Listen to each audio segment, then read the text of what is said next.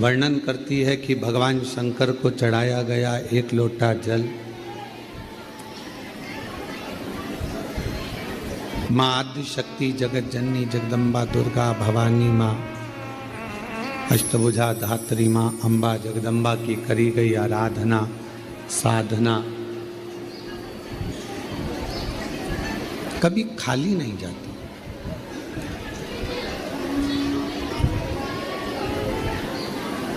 पांच चीजें हैं जो भगवान शंकर की अविरल भक्ति से, भगवान शिव के भजन से, भगवान शंकर की पूजन से, भगवान शंकर के स्मरण से प्राप्त होती। थोड़ा सावधानी से सुनेंगे तो आपको मालूम पड़ेगा कि वो पांच चीजें कौन सी हैं।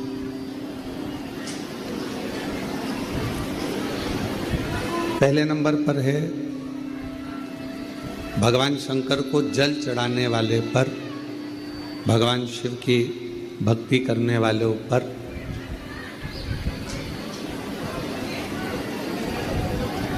शिव की ऐसी कृपा होती है, ऐसी करुणा होती है, ऐसी दया होती है कि उनका जो बुरा करने वाले होते हैं,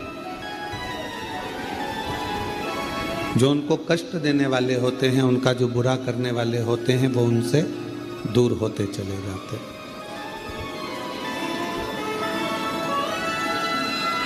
वो उनसे दूरी बना लेते हैं।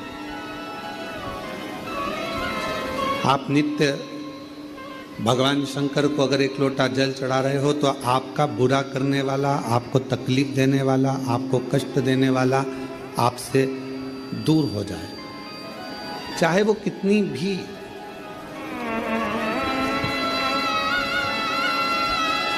गलत विचार से, गलत सोच से, गलत दृष्टि से अगर वो जुड़ा हुआ है तो भी आपसे दूर होगा। फिर शिव महापुराण की कथा कहती है कि जो भगवान शंकर को एक लोटा जल चढ़ाते हैं, भगवान शंकर की अविरल भक्ति करते हैं, भगवान शिव की पवित्र शिव महापुराण की कथा को श्रवण करते हैं या भगवान शंकर के मंदिर में जाकर शिव जी की आराधना करते हैं, उनकी जिंदगी में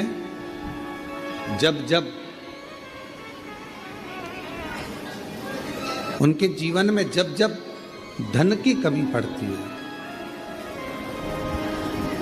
उनके जीवन में जब जब संपदा की कमी पड़ती है, उनके जीवन में जब जब पैसे की कमी पड़ती है, आप अगर शिव जी को जल चढ़ा रहे हो, पूजन कर रहे हो, अर्चना कर रहे हो, आराधना कर रहे हो, साधना कर रहे हो, तो आपके जीवन में कभी भगवान धन की कमी नहीं आने देता। एक लोटा जल चढ़ाने वाले पर शिव कृपा करता है, संपदा देता है। पहले नंबर पर भगवान बुरे लोगों को दूर कर देता है अपने से। दूसरे नंबर पर संपदा, धन की कमी नहीं आने देता। पर रात्रि में, दिन में कभी भी सोए और अच्छी नींद में हो गए तो ऐसा कोई स्वप्न नहीं है जिस स्वप्न में भगवान शंकर आपके नहीं आता हो। शिव स्वप्न में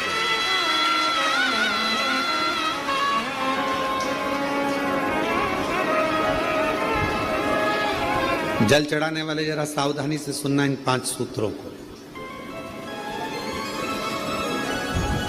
ये 5 बातें अपनी जिंदगी में उतार कर रखना कि भगवान शिव जल चढ़ाने वालों को, शंकर भगवान अपने भक्त को, शिव की आराधना करने वालों को, शिव की साधना करने वालों को, शिव की भक्ति करने वालों को भगवान क्या क्या प्रदान करता है। पहले नंबर पर दुख देने वालों को, तकलीफ देने वालों को, बुरा करने वालों को दूर कर देता है। दूसरे नंबर पर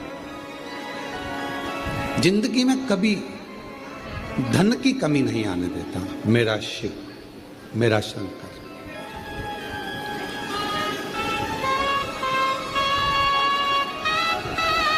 तीसरे नंबर पर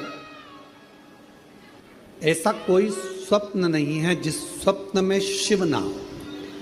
तुम रात को सोगे, कितने भी सपने देख रहे हो, परंतु एक आध सपना ऐसा होगा जिस सपने में तुम्हें शंकर जी जरूर नजर आएगा, शिव जरूर। और जब स्वप्न में शंकर जी नजर आने लगे तो समझ लेना कि शिव जी ने तुम्हारा हाथ पकड़ना प्रारंभ कर लिया है और शिव तुम्हें साथ। उसी तरह रात भोले सपने में आओ, भंडार भर गौ सर। जब वो स्वप्न में दिखने लगे, जब वो स्वप्न में नजर आने लगे, जब उसका स्वप्न में आगमन होने लगे, समझ लेना कि मेरे भोले बाबा, मेरे शंभु, मेरे त्रिकालदर्शी, मेरे कैलाशी, अविनाशी शंकर भगवान ने आपका हाथ पकड़ लिया। पकड़ महाराज,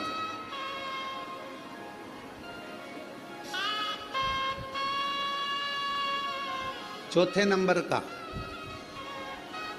शिव का भजन करने वाले को तो चौथी चीज पर स्मरण करिएगा। बिना कारण आपसे नफरत करने वाले बढ़ेंगे और बिना कारण आपसे प्यार करने वाले बढ़ेंगे, दोनों। शिव जी को जल चढ़ाने वाले के बिना कारण उससे जलने वाले बढ़ेंगे, बिना कारण। आपने उसका कुछ नहीं बिगाड़ा, आपने उसको गलत भी नहीं कहा, आप कभी उससे मिले भी नहीं, फिर भी वो आपकी बुराई कर रहा है बिना कारण। शिव को जल चढ़ाने वाले के इन 5 बातों पर ध्यान रखिए। उसमें चौथी बात है कि बिना कारण आपसे जलने वाले, आपसे आपकी बुराई करने वाले, आपसे ईर्ष्या करने वाले बढ़ेंगे।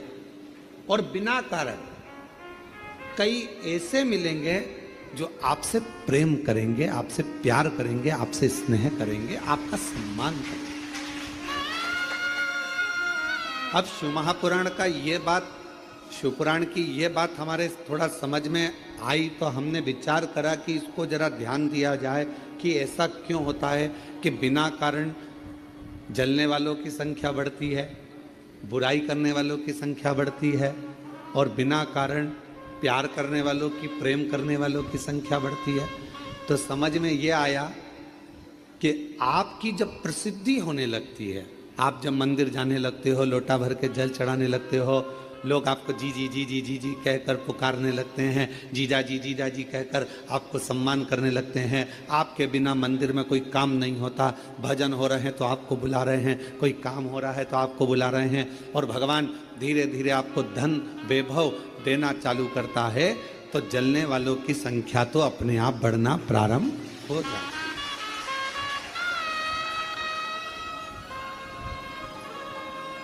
जलने वालों की संख्या अपने आप बढ़ती। तो चौथे नंबर की जो बात शिव पुराण में कही गई कि बिना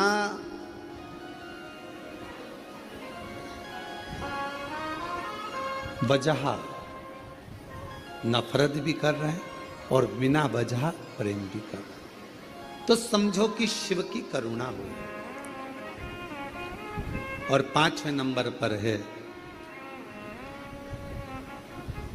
आपका कोई काम है, आपका कोई कार्य है और वो धीरे धीरे पूर्ण होने लगे, आज नहीं तो कल, कल नहीं तो परसों, पर धीरे धीरे 15 दिन में, 1 महीने में, 3 महीने में, 6 महीने में बाबा आपके कार्य को पूर्ण करने लगे, तो समझ लो कि शिव जी ने करुणा करना प्रारंभ, दूर हो जाएंगे। दूसरे नंबर पर धन बढ़ने लगेगा, संपदा। जब जरूरत पड़ी, तुम्हारे ऊपर कष्ट आया, पैसे की जरूरत पड़ी, तब बाबा आकर दे जाए, व्यवस्था कर दे। तीसरे नंबर पर सपने में शिव दिखने लगे।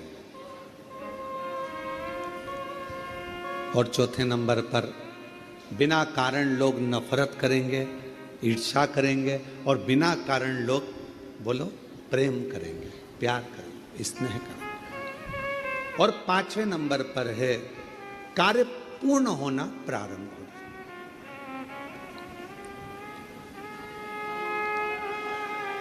और मैंने तेरे ही भरोसे बाबा, तेरे ही भरोसे। ये शिव अपने भक्त को दे रहा। ये मेरे ओघड़दानी, मेरे शंभु, मेरे शंकर, मेरे त्रिकालदर्शी, मेरे कैलाशी, मेरे अविनाशी, मेरे शिव, ये आपको दे रहा।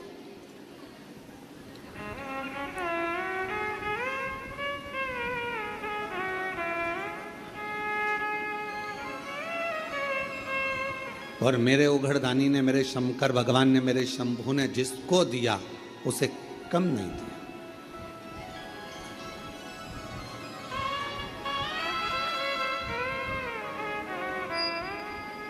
कितनी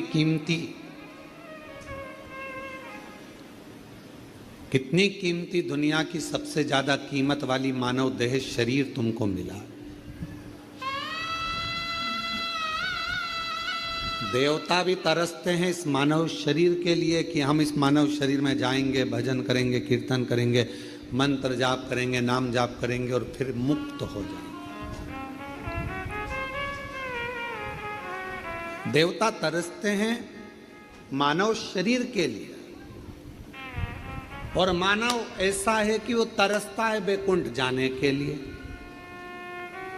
अरे भाई, मरोगे तो कहीं ना कहीं तो जाओगे ही, चाहे बैकुंठ जाओगे, चाहे गोलोक धाम जाओगे, चाहे स्वर्ग जाओगे, चाहे नरक जाओगे, कहीं ना कहीं तो जाओगे। पर इस मानव शरीर जो मिला है, मनुष्य का देह मिला है, मानव शरीर जो प्राप्त हुआ है, मानव का जो देह मिला है, इसको व्यर्थ तो मत गमा।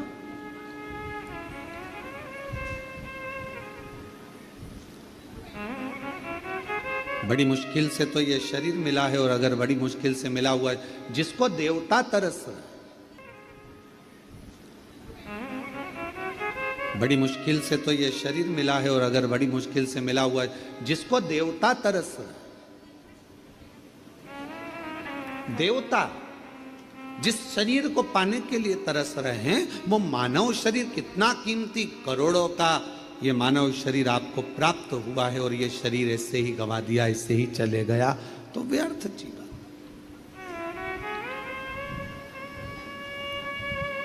कई बेटे बेटी कहते हैं, गुरुजी हम बहुत परेशान हो गए, हम बड़े कष्ट में हो गए।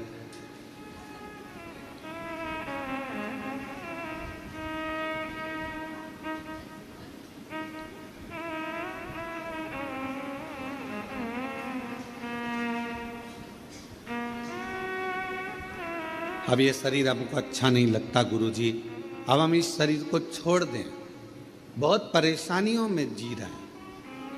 हम उन बेटा बेटियों से कहते हैं कि तुमने अभी केवल थोड़ी सी लाइफ देखी है, थोड़ी सी।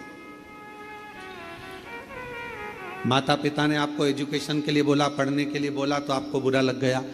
मम्मी पापा ने आपको मोबाइल पे बात करने को मना करा तो बुरा लग गया। मम्मी पापा ने आपको लैपटॉप पर कुछ भी सीरियल, नाटक, वीडियो, मूवी देखने का मना करा तो आपको बुरा लग गया। माता पिता ने आपको जाने के लिए मना करा तो बुरा लग गया, और आपने विचार कर लिया कि मैं शरीर छोड़ दूं।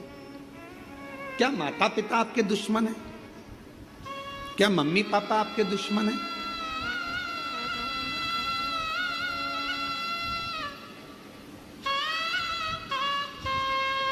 माता पिता कभी किसी के दुश्मन नहीं होते।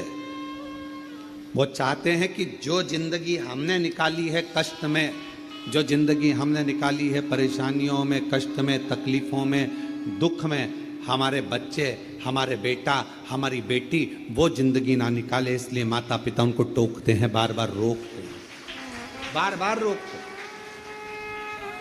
से निवेदन है, कई बेटे कहते हैं हम तो हार गए, अब हमने इतनी बार एग्जाम दिया, इतनी बार हमने परीक्षा दी, इतनी बार ऐसा करा, इतनी बार वैसा करा, हमने इतना इतना पढ़ाई करा, उसके बाद भी हमारी लाइफ नहीं बन रही, उसके बाद भी हमारी जिंदगी नहीं बन रही।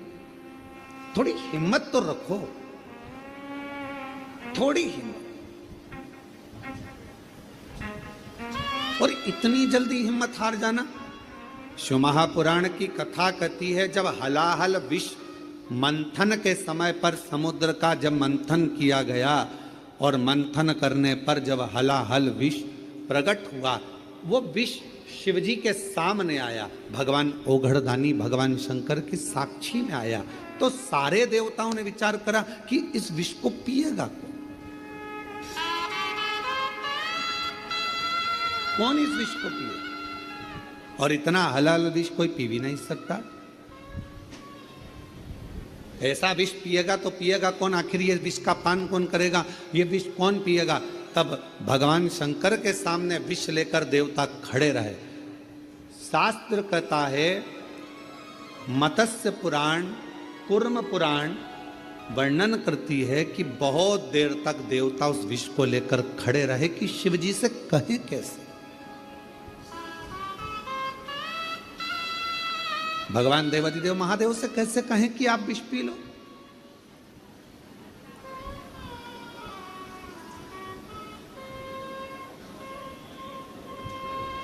हम शंकर भगवान को कैसे कह दें कि तुम विष पी लो। देवता खड़े रहे बहुत देर तक।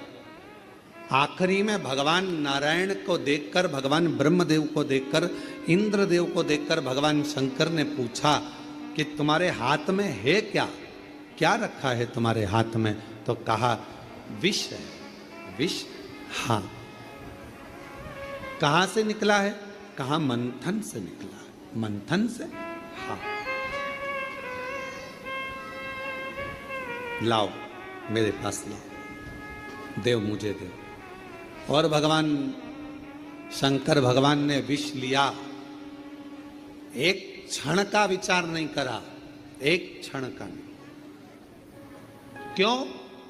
अपने पर पूरा विश्वास था भगवान शिव को कि यह विष पचाने की सामर्थ्यता मुझ में है।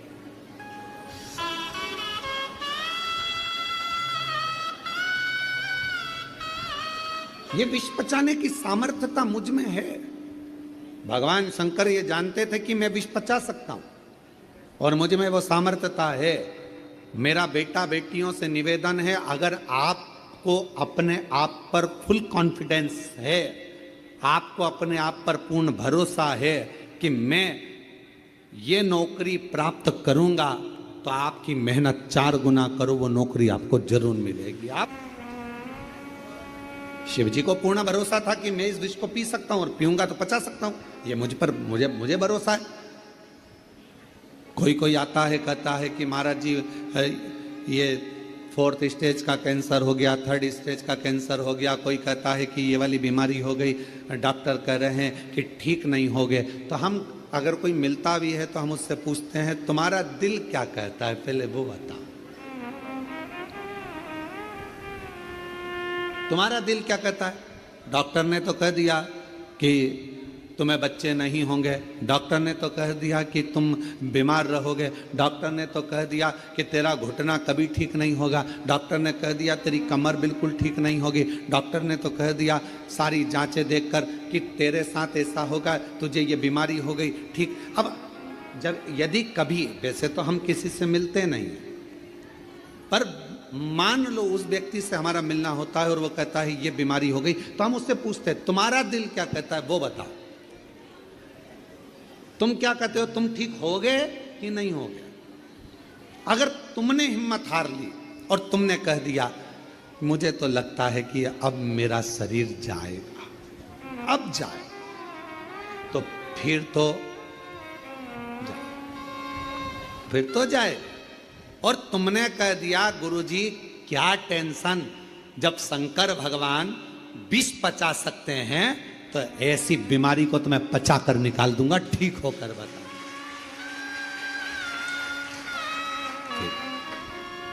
फिर किसी की सामर्थ्यता नहीं, फिर क्या? एक पत्र है, अच्छा है, देखिए शंभू, एक पत्र है, सुनीता सतीश कुमार, झांझर